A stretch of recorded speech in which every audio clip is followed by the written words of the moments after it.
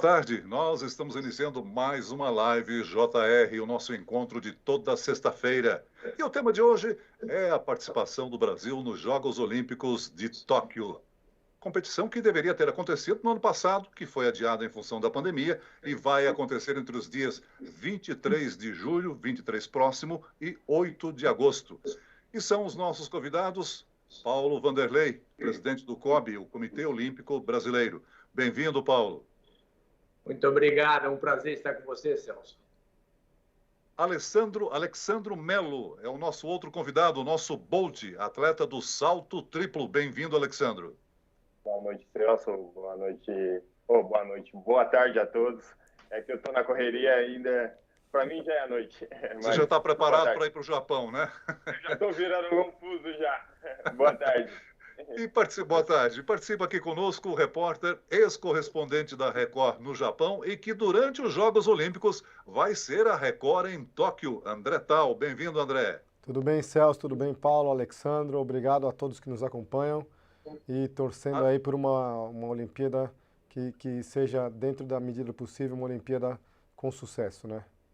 E além de André Tal, a Record em Tóquio vai estar com a Silvia Kikuchi, que é a nossa correspondente lá em Tóquio, e também o André Avelar, que é o comentarista de esporte do R7.com.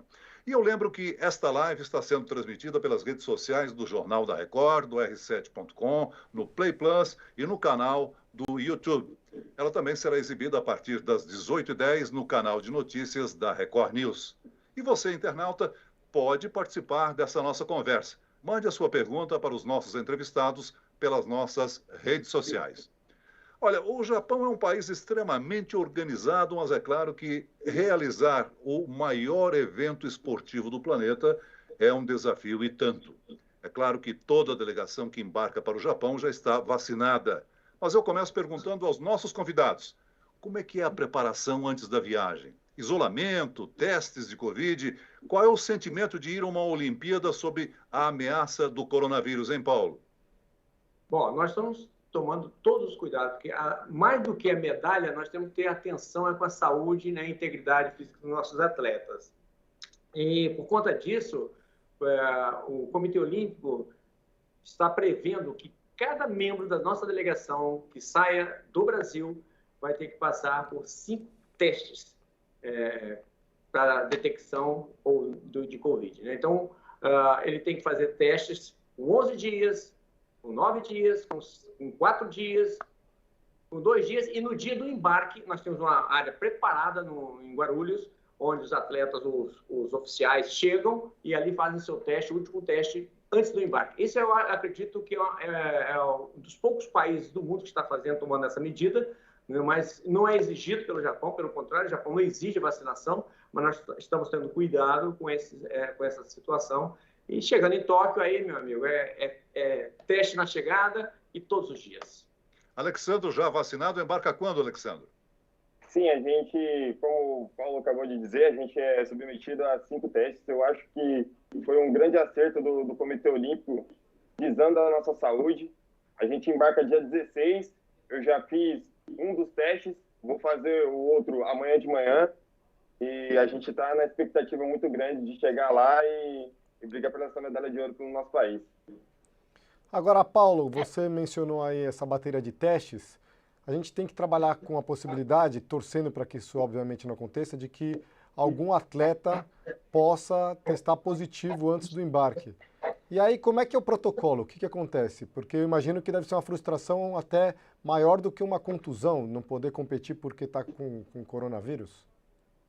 É menos pior se ele estiver ainda dentro do prazo da sua competição, né? Ele fica no Brasil, ele mantém-se com cuidados, faz novo teste na época apropriada, preconizada pela área médica, e se der tempo, ele embarca ainda vai poder competir. Agora, se infelizmente, eu, por exemplo, se eu der positivo, o que eu acho muito difícil, graças a Deus, já fui vacinado, já tomei as 2, enfim, eu vou ter que ficar no país, no Brasil, até então dar um prazo legal e seguro para que eu possa ir.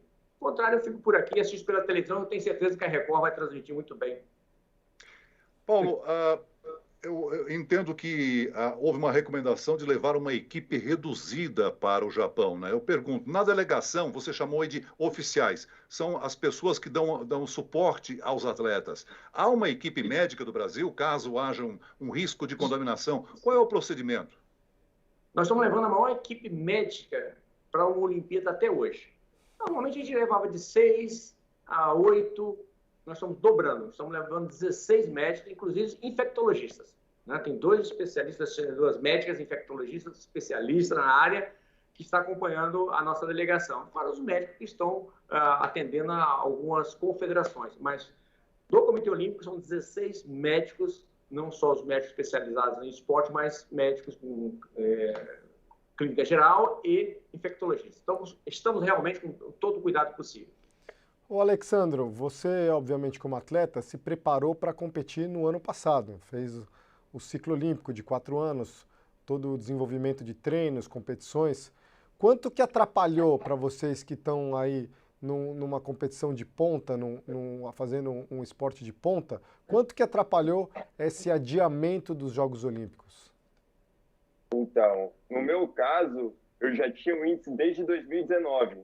Em meados de 2019, eu acho que faltando 20 dias para o Campeonato Pan-Americano, eu conquistei a minha primeira vaga, que eu estou indo em 2 provas, do atletismo, do salto triplo e do salto em distância. A do salto triplo eu conquistei em 2019 e desde então a gente já vinha fazendo um projeto para chegar em 2020 e começar as competições. Até então, que a gente estava até comentando ontem, teve um campeonato em Wuhan, do dia 15 ao dia 25 de outubro de 2019, e foi um campeonato mundial militar. E a gente saiu de lá, acho que faltando 2, 3 dias para começar em novembro. Foi bem quando começou o surto de Covid lá. E desde então a gente ficou meio tenso por conta disso, por conta que não sabia direito o que era uma coisa muito nova para o mundo, e se precavendo. Infelizmente, a gente ficou sem estrutura nenhuma para treinar, porque era lockdown. Eu não sou natural daqui de São Paulo, natural de Londrina, no Paraná. Infelizmente, eu tive que largar tudo, fechar minha casa aqui e ficar 4 meses lá isolado, porque era o único lugar que eu tinha um terreno para me poder treinar. E graças a amigos, ex-treinadores e pessoas que me ajudaram, eu consegui anilhas, consegui barras, só para manter o corpo ativo. Daí o time Brasil, vendo tudo isso, fez uma missão muito boa no mês de setembro para a gente do atletismo. A gente foi para a cidade de Rio Maior, acho que a delegação tinha entre 20 atletas e foi para mim voltar à minha forma física. Eu fiquei 1 mês lá treinando e eu pude fazer resultados muito expressivos no nosso Campeonato Brasileiro, que foi em dezembro. E assim eu retomei a minha forma física e estou muito bem hoje. Estou muito mais preparado, acho, que em 2020. Acho que é isso. Ô Paulo, o Brasil, que é bicampeão mundial de basquete, vai estar ausente nestas Olimpíadas. Ele não conseguiu a classificação. Muitos atletas com chances não puderam participar de competições classificatórias por causa da pandemia. Nós temos muitos atletas nessa situação que vão ficar de fora por falta de oportunidade para conseguir os índices? Veja bem, essa situação atingiu o mundo inteiro, né? Isso é uma situação que a maior parte dos países que participam, que buscavam vagas e classificações, tiveram esse empecilho durante a sua trajetória. Mas isso foi compensado, viu, Celso? Isso foi compensado porque houve um prazo, foi dilatado o prazo dos jogos e os prazos de competições também foram adiados, postergados. Então, eu não tenho conhecimento e não tem um atleta que possa ter não se classificado por conta da pandemia. Ou então, as próprias federações internacionais consideraram os seus resultados anteriores. Então, não houve prejuízo nesse sentido. Claro que houve bastante, assim como o nosso querido atleta, o Alexander, falou, a medida tomada pelo Comitê Olímpico foi que nós denominamos de Missão Europa. Né? Nós enviamos 238 atletas de 15 modalidades esportivas para treinamento com a base em Portugal, em Rio Maior, mas ali eles foram para outros países, né, que já estavam com melhores condições, isso ano passado, né? E se mantiverem em treinamento, como mesmo disse aí o Alexander, pôde manter a sua performance e, inclusive, melhorar e implementar, né, sem que houvesse uma solução de continuidade no seu treinamento. Essas foram algumas medidas tomadas pelo comitê em relação à situação que estava em função da pandemia. Pela sua experiência, Paulo, essa vai ser uma Olimpíada sem quebra de recordes por conta de tudo isso? Ou os atletas do mundo inteiro chegam no mais alto nível e vão disputar medalhas e quebra de recordes também e vão fazer história ali em Tóquio? Essa Olimpíada, ela vai ser um marco por tudo, né? Um marco por tudo. Inclusive, eu acredito até que é uma motivação para os atletas, né? De provarem que eles vão, olha só, não é isso não, isso aí não vai me derrubar não, eu vou conseguir, vou fazer o meu melhor e vou me superar. Essa é a Olimpíada realmente da superação. Eu estou acreditando, inclusive, em mim, o Alexandre, viu, Alexandre? Estou acreditando. Ah? Muito obrigado, Paulo. Que nem o Paulo disse, eu complementando o que ele disse, eu acho que vai ser a Olimpíada da Vitória.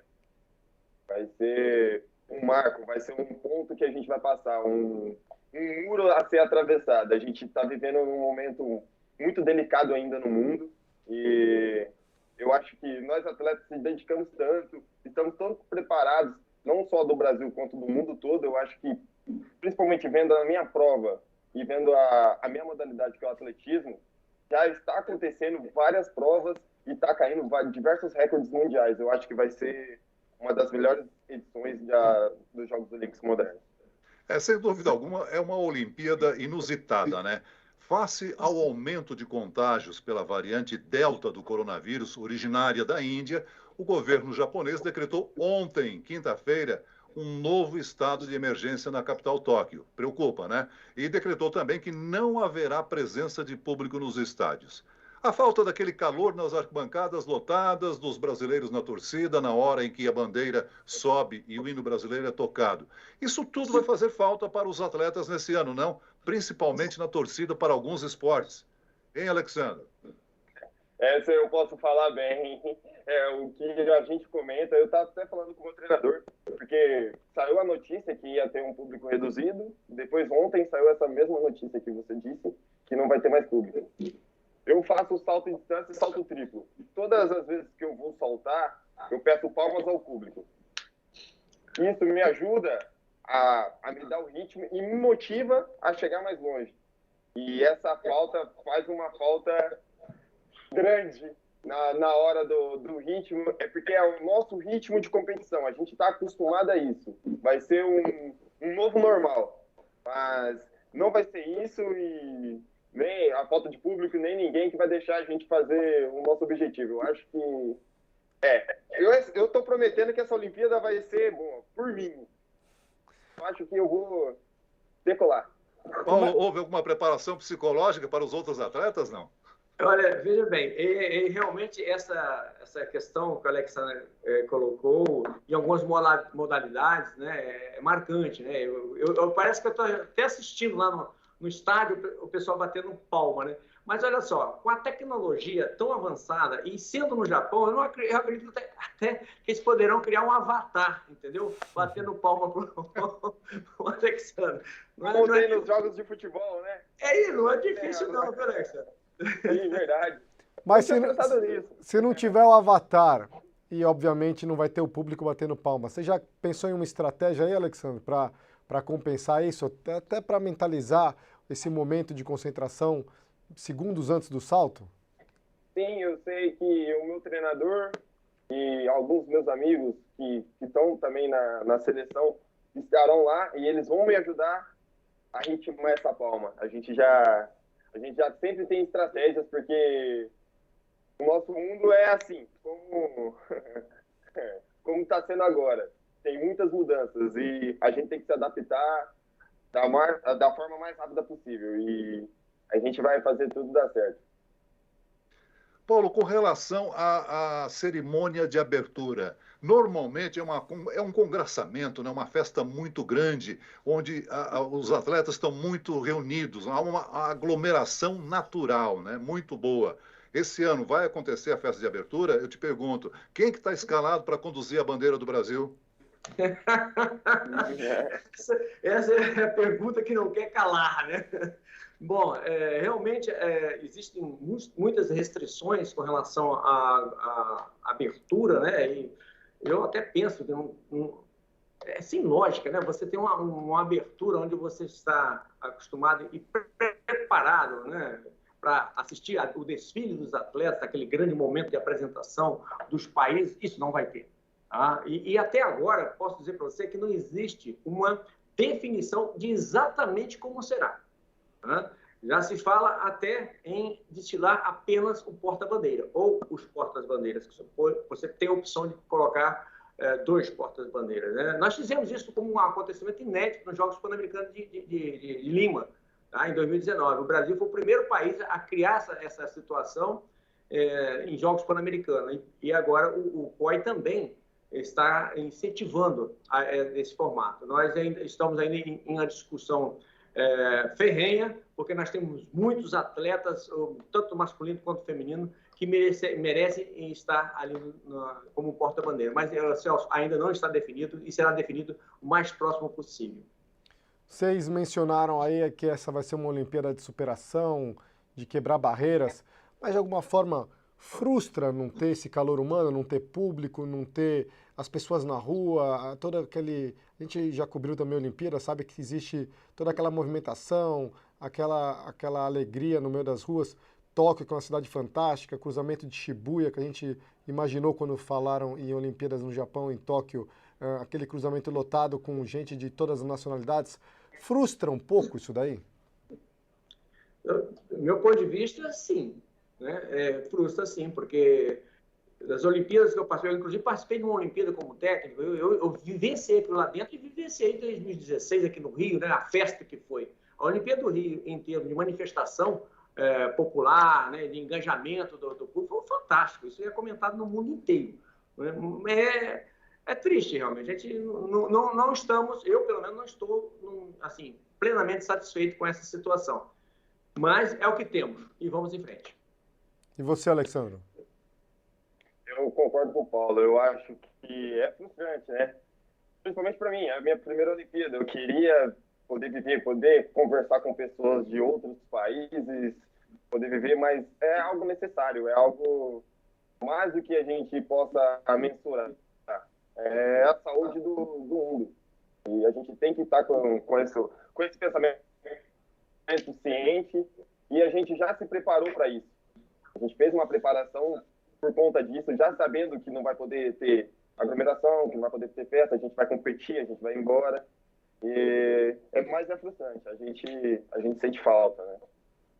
É claro que os nossos atletas têm que superar essa falta de público, mesmo porque o André Tal até pode testemunhar, né? O brasileiro é muito querido pelos japoneses, não? É Buradiro-jin. Já se prepara, viu, Alexandre? Que é assim que eles vão te chamar lá. O Brasil em japonês é Buradiro. E o brasileiro é Buradiro-jin. Então, se prepara. Eu pergunto agora ao Paulo. Paulo, qual é a expectativa do Comitê Olímpico Brasileiro sobre o número de medalhas? Qual é a projeção que é feita? Bom, a nossa meta é nós superarmos o Rio de Janeiro. E não poderia ser de outra forma. Você dizer aqui que estaria conformado com um resultado menor do que o do Rio, não saberia dizer o que eu estou fazendo nessa cadeira, né? Então, a nossa meta realmente é superar o resultado do Rio. Agora, superar, existem variáveis, né? Você pode superar em número de medalhas, que foram 19 medalhas. Você pode superar no número de medalhas de ouro, que foram 7 medalhas. Ou você pode superar no número de modalidades que tiveram no pódio, que foram 12. Preferencialmente que a gente supere nos 3 níveis, né? Mas qualquer uma dessas superação já é um marco nos Jogos para nós. O Brasil vai muito forte em que modalidades, Paulo? Rapaz, você está querendo me complicar, hein? Meus amigos presidentes de confederações estão fazendo um esforço tremendo, né? E cada um pensa e trabalha para que o seu esporte seja o mais bem sucedido e tal. Mas aqueles esportes tradicionais, né? A gente está sempre consciente, tem sempre a imagem de que eles estarão repetindo esse sucesso, né? Como eu disse, foram 12 modalidades, a gente quer mais modalidades no pódio.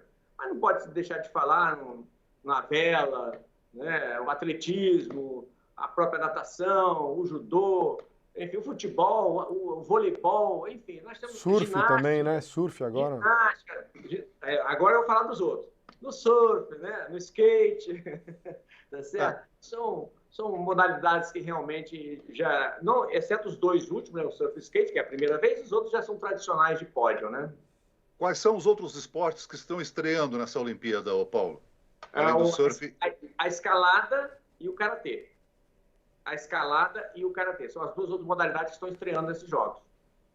Olha, na discussão aí a respeito de falta de torcida nos estádios, eu estou recebendo aqui pela internet a manifestação do Edo pelo YouTube. Poderá ter torcida virtual? Já pensaram nisso? Olha, a nossa área de comunicação está muito atenta a essa questão e acontecerão várias ações de motivação, né, envolvendo a torcida. Aguardem. Muito em breve iremos divulgar. A Manuela Pena vai divulgar isso aí. Olha aí, nós temos aqui a manifestação do Bernardo Mavalli pelo Facebook da Record TV. Estou ligado a partir de Moçambique, acompanhando e apoiando os atletas, viu, Alexandre?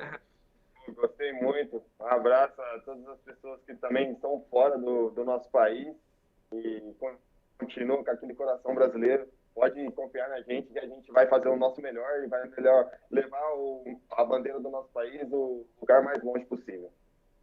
Ô, Alexandro, que história é essa de Bolt brasileiro? Esse apelido aí dá um peso, é uma sombra grande, hein? Então, por mais que eu faça as provas de salto em distância e salto triplo, meu apelido é Bolt. Então, tudo começou com uma brincadeira do meu treinador. Isso eu tenho que contar um pouquinho da minha história, né? Como eu comecei. Por favor. Eu comecei em Londrina, depois de ter assistido a Olimpíada de 2008. E eu vi uma cena muito engraçada, para você ver como que é a vida. Eu vi uma cena de um atleta ganhando uma medalha, chorando muito e indo abraçar o treinador dela. E era mal a imagem. Essa cena eu consigo descrever de qualquer forma para você, de trás para frente, do meio para o lado, do lado para frente, porque ficou muito marcante. E minha mãe sempre assistiu às Olimpíadas. Eu falei, mãe, eu quero fazer esse esporte. Eu era muito rápido. Falei, mãe, eu quero ir lá correr. E casou que minha prima era fundista na minha cidade. Um projetinho lá em Londrina e ela me levou para fazer teste. E eu me destaquei muito na prova de velocidade. E assim, o meu primeiro treinador me deu o apelido de Bolt, porque foi logo após o Bolt ter explodido na Olimpíada. E foi o apelido de Bolt ali, Bolt aqui, daí foi Bolt na competição. Até hoje ficou Bolt. Até que quando a Confederação Brasileira vai fazer algum poste de competição, no caso, eles colocam Alexandre Melo, traço Bolt, porque é assim que eu sou mais conhecido. Muitas vezes as pessoas nem sabem meu nome. Ô Paulo, você já falou que é uma das maiores delegações numa Olimpíada, né? Essa que vai ao Japão. Como é que é o esquema das viagens? Eu imagino que haja uma antecedência estratégica, principalmente por causa do fuso horário. Isso pode até influenciar no rendimento dos atletas, né? Já tem gente no Japão? Já. Nosso pessoal, alguns atletas já estão lá, né? Mas nosso pessoal de logística, aquele pessoal que chega preparando a chegada dos nossos atletas, já estão lá. Realmente, essa Olimpíada sendo realizada em um país da Ásia, fuso horário, alimentação, e agora agravado com a questão da pandemia, foi um desafio tremendo. É realmente nosso maior desafio. Essa palavra está se tornando aqui cotidiana no nosso conversa aqui dentro do COB, mas é realmente um grande desafio, está sendo e será. Só vamos saber exatamente no dia 8, quando terminar, né? A questão da logística, por exemplo, de equipamentos, né? Foram 20 contêineres de equipamento para Tóquio. Tá? Os últimos 6 contêineres saíram agora em abril passado, para Tóquio. Então, é muita coisa que vai para lá. Com relação às passagens, foi uma luta, porque nós, antes das Olimpíadas, nós tínhamos um contrato com uma empresa aérea. A nossa rota seria pelo Canadá, né? E essa empresa, na proximidade, depois que aconteceu a questão da pandemia, houve mudança de rota e tal, desistir do contrato. Nós já tínhamos pago. Entendeu? É aí, para você negociar isso. Mas deu tudo certo, conseguimos negociar o contrato, fizemos a mudança de companhia aérea, houve um acerto, algumas coisas a mais, mas muito menos do que nós pensávamos, o prejuízo foi muito, muito menor. E é até um facilitador, porque essa empresa agora vai pela Europa, nós tínhamos equipe na Europa, então já vai passar quase que dar uma carona, né? Mas é um desafio muito grande. No total, são 301 atletas nesse dia de hoje classificados. Um total da nossa federação chega aproximadamente a 700 pessoas, porque você tem ali não só o nosso pessoal, mas o pessoal das confederações também, né? Médico, treinador, fisioterapeuta, nutricionista, enfim, por aí vai. É muita gente. Alexandro, você já fez aí a adaptação para comer sushi ou vai ter arroz e feijão lá? Eu amo comida japonesa, eu amo sushi.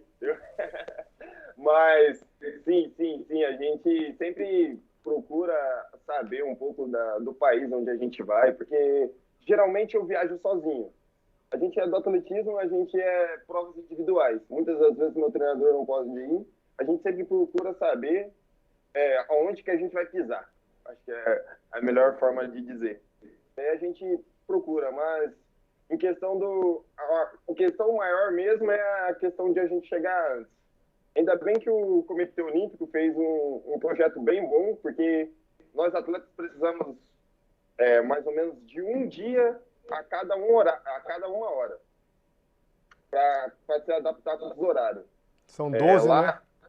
Sim, lá estão 12 horas na nossa frente. A gente, a cada dia, precisa de uma hora para ir se adaptando e ficar com o corpo perfeito para se adaptar ao fuso horário. Ou seja, 12 dias antes da prova, então? 12 dias. E a gente vai eu vou chegar com 16 dias antes da minha prova. Vou poder chegar, me instalar e poder ficar tranquilo, poder treinar e estar preparado na hora da minha prova. Já aprendeu o que de japonês, Alexandre? Já aprendeu a falar o que já? Nada. Mas eu vou dar uma pesquisada, vou abrir um aplicativo aqui para mim ver se eu aprendo pelo menos algumas palavras, pelo menos para ser educado com as pessoas que vão estar próximas da gente. Ô Paulo, nessa remessa dos containers aí, além de arroz e feijão, que é tradicional do brasileiro, o que mais tem de extraordinário? Barcos, meu amigo. Não é brincadeira, não. Teve até tatame, material de academia, né? O pessoal do levantamento de peso, é muita coisa, tá? O judô é fácil, é botar um kimoninho embaixo do braço e vai, né? Mas você imagina, o pessoal do ciclismo, o pessoal de barco, de canoagem, o pessoal do hipismo, né? Mas o hipismo não vai nos contêineres, eles vão de avião e vão bem acomodados, inclusive com seus tratadores ali, enfim. Mas é um quantitativo muito grande. Eu vou lhe enviar, não sei se vocês já têm aí no arquivo de vocês, um vídeo que nós produzimos da logística do COB para Tóquio. É fantástico. Vocês Manda assim, a gente publica nas nossas redes sociais. Eu vou pedir aqui ao nosso pessoal da comunicação para enviar para vocês. É fantástico. Agora, com relação à alimentação e com relação ao idioma, o André, o Alexandre não vai ter nenhum problema. Com essa simpatia dele, meu amigo, todo mundo vai entender o idioma dele. Abriu o sorriso, conquistou, né? E aí, com relação à alimentação, nós temos, dentre as 8 bases que nós temos de treinamento, viu, Celso? Nós fizemos um convênio com algumas cidades no Japão, onde os nossos atletas chegarão primeiro para se acomodar ali, para fazer uma aclimatação. Já estamos usando essas bases desde 2018, já fizemos treinamentos nessas cidades. A maioria dos nossos atletas já estão já no clima, né, de Japão. E temos uma área específica, né, em Shuo, que é uma escola, né, onde teremos a nossa logística pesada ali, inclusive o nosso refeitório com comidinha japonesa, arroz, feijão e farinha, viu? Ovo frito. Ô Alexandre, você treinou aí anos e anos, não participou de Rio 2016 porque se contundiu um pouco antes, estava perto do índice, está nessa expectativa enorme. E na hora da competição é um momento, é um dia, são alguns minutos ali que você tem para se preparar e para performar. Como é que é preparar o psicológico para isso? Para estar no seu melhor, no seu auge, naquele momento? Então, eu já faço parte do time Brasil desde 2015. Foi minha primeira experiência com o time Brasil, foi o Pan-Americano de Toronto. Foi incrível, e eu tinha ainda 18 anos, e já tive essa experiência muito grande, e tirando marcas e vagas de atletas com renome no nosso país, e consegui atingir uma marca sensacional. Infelizmente, teve essa lesão, que foi muito grave, me deixou 5 meses fora das pistas, só tratando. Foi frustrante, mas desde então a gente planejou o nosso ciclo para a gente chegar o mais bem possível e conseguir atingir essa meta o mais rápido possível. No nosso caso do atletismo, mudou um pouco as regras. Tem 2 formas de se classificar, por pontos e por índice. E o índice, que era a única forma que tinha para classificar, ficou muito alto por causa dessas questões de pontos. E o nosso plano foi sempre buscar o índice. Porque, igual, se eu saltar a mesma marca do índice lá em Tóquio, eu já estou garantido na final. De tão alto que é a marca. E esse foi o nosso primeiro plano, e em 2019 a gente conseguiu alcançar essa marca, e eu estou muito feliz por ter um nível tão alto e estar a cada ano subindo mais. E a nossa preparação está sendo a melhor possível. Eu tenho um acompanhamento psicológico. A minha família, mesmo estando lá no Paraná, é muito junto comigo. Os nossos amigos aqui, a gente é um grupo fechado, a gente treina numa pista aqui em Guarulhos e é só a gente.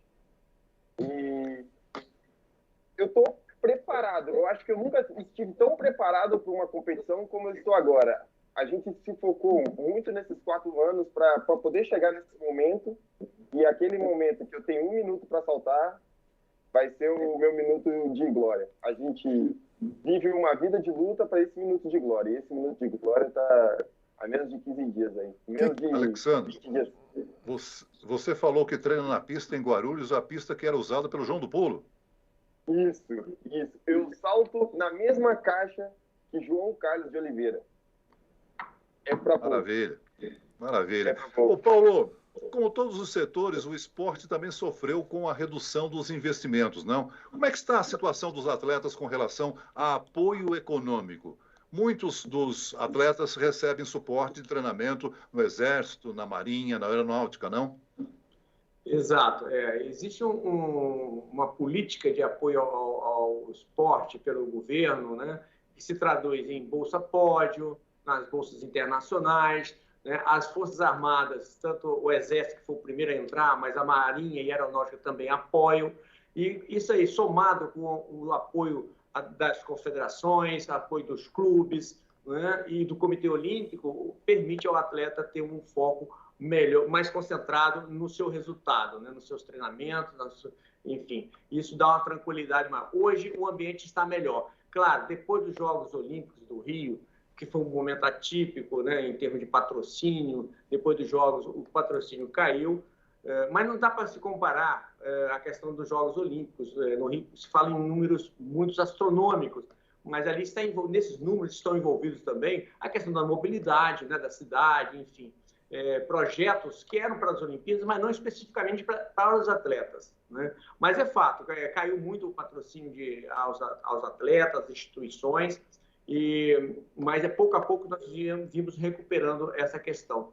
Aí está uma forma equilibrada. Mas, Celso, o esporte, assim como uma coisa de alto rendimento, de alta performance, é infindável a necessidade. A necessidade, quanto mais você tem, mais você precisa, porque a tecnologia evolui, os custos aumentam.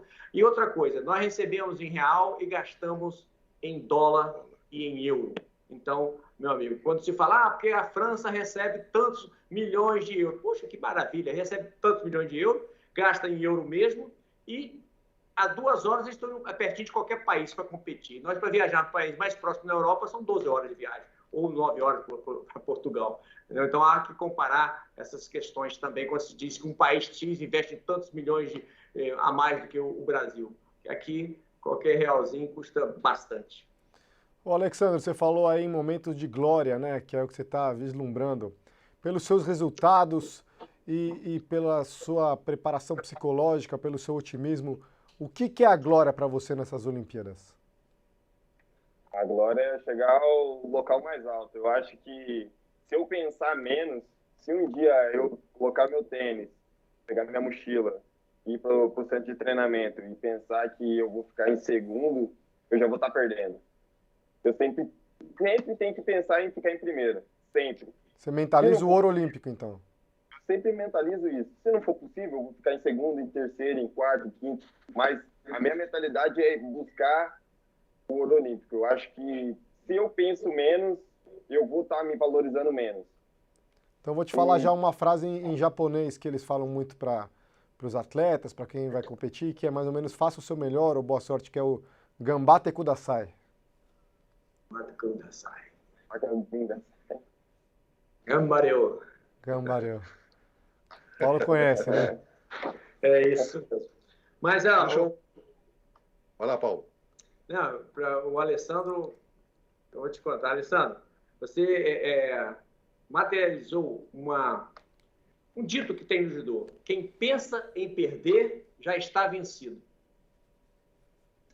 Olha, deixa eu fazer o registro aqui do Isaías Maciel, que pelo Instagram da Record manifesta aqui: Isaías de Fortaleza, sou fã do Alexandro. Acredite que vai dar certo, Alex. Vai levantar a bandeira brasileira. Aí, a torcida está acontecendo já, virtual. Então, são essas coisas que me motivam. São pessoas assim, pessoas que vêm nas minhas redes sociais, que falam coisas maravilhosas para mim, que me dá mais motivo, mais garra para mim ir lá para a pista treinar e chegar nesse ouro olímpico. Eu acho que é o mínimo. É o mínimo que eu posso fazer por mim e por todas essas pessoas que torcem por mim. Ô Paulo, o que você tem falado para os atletas que estão se preparando? Qual que é a mensagem que você tem passado diante de tantas dificuldades?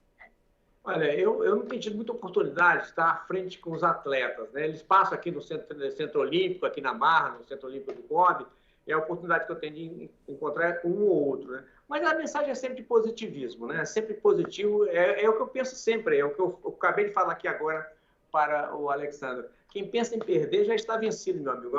O pensamento tem que ser o mais alto possível. Se você vai com esse pensamento, o resto é consequência, não é verdade? Mas você tem que pensar sempre no mais alto que for possível, o mais alto lugar do pódio. Isso é o básico para um atleta de alta performance. Para o público em geral, que ele vai assistir a prova já no momento decisivo da disputa da medalha, tem aquele momento que tá ali acontecendo.